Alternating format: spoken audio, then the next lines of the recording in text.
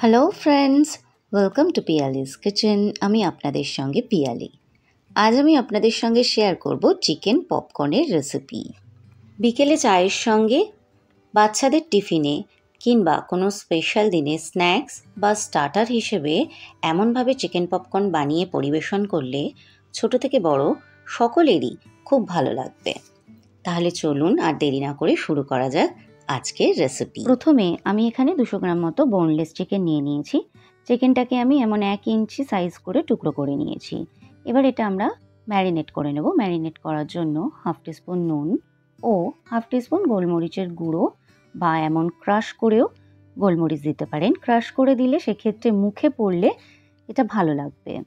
আর দিয়েছি half teaspoon আদা রসুনের paste, half teaspoon paprika powder. Paprika পাউডারের পরিবর্তে কাশ্মীরি লঙ্কার গুঁড়ো দিতে পারেন। হাফ টিস্পুন মিক্স হার্ব,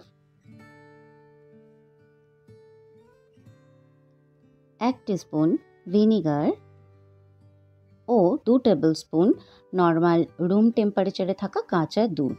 এবার সবকটা উপকরণ খুব ভালোভাবে মিশিয়ে নিন। হাতে যদি সময় থাকে সেক্ষেত্রে এটাকে আগের দিন রাত্রিবেলা এমনভাবে সবকটা উপকরণ দিয়ে ম্যারিনেট করে ওভারনাইটও ম্যারিনেট হতে দিতে পারেন।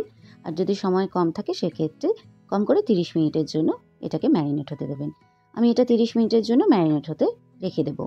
চলে আসছি 30 মিনিট পর। এবার এখানে আমি 2 কাপ মতো ময়দা নিয়ে নিয়েছি।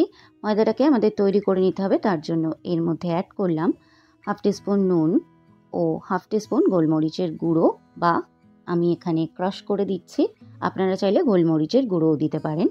আর এর মধ্যে অ্যাড করব half teaspoon paprika powder. Paprika পাউডারের পরিবর্তে কাশ্মীরি লঙ্কার গুঁড়োও ব্যবহার করতে পারেন।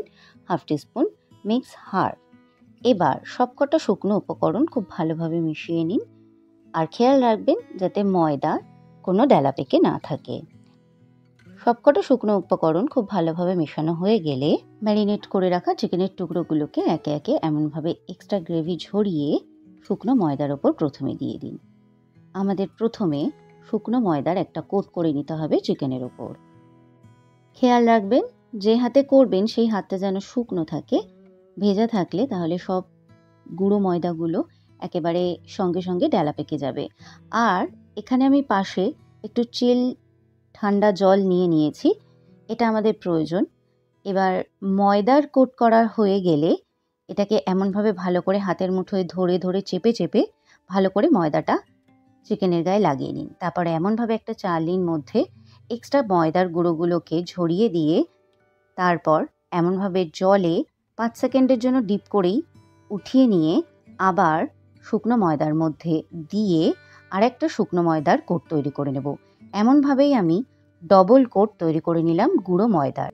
ডবল কোট করে নেওয়ার পর আবারও মাংসের গায়ে লেগে থাকা এক্সট্রা ময়দা গুঁড়োগুলোকে আমাদের ভালো করে ঝেড়ে নিতে হবে। তার জন্য আরেকটা শুকনো চালনির মধ্যে এমনভাবে মাংসের টুকরোগুলোকে নিয়ে ঝাঁকিয়ে ঝাঁকিয়ে এক্সট্রা ময়দার গুঁড়োগুলো ঝেড়ে নিলাম। এমনভাবেই আমি প্রত্যেক কটা চিকেন ভালো করে তৈরি করে নেব। যেমনটা দেখা যাচ্ছে, বোঝার সুবিধার জন্য আবারও আমি সেম প্রসেস রিপিট করে দেখালাম। এই মাংসের টুকরোগুলো তৈরি করে নেওয়ার পর কিন্তু খুব বেশি সময় ধরে আপনি রেখে দিতে পারবেন না।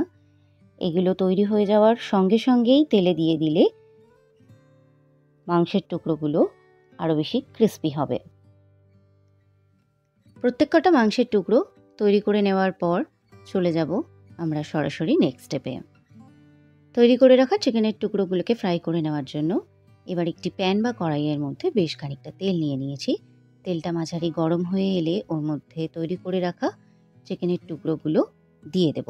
এই সময় গ্যাসের ফ্লেম লো টু মিডিয়ামে রেখে চিকেনগুলোকে হালকা গোল্ডেন কালার করে ভেজে নিন। আমি এমন আরও অনেক বাচ্চাদের টিফিন, ব্রেকফাস্ট ও স্ন্যাক্সের রেসিপি শেয়ার করেছি। তার একটা প্লেলিস্টও আমার চ্যানেলে আছে। স্পেশাল ডেকে আরও স্পেশাল করে তুলতে প্রয়োজনে একবার সেগুলো ট্রাই করে দেখতে পারেন। চিকেনের টুকরোগুলো গোল্ডেন কালার হয়ে এলে এই সময় তেল ঝরিয়ে তুলে নেব আলাদা একটি টিস্যু পেপারের ওপর, যাতে চিকেনের গায়ে লেগে থাকা এক্সট্রা তেলগুলো টিস্যু পেপারটা শুষে নেয়।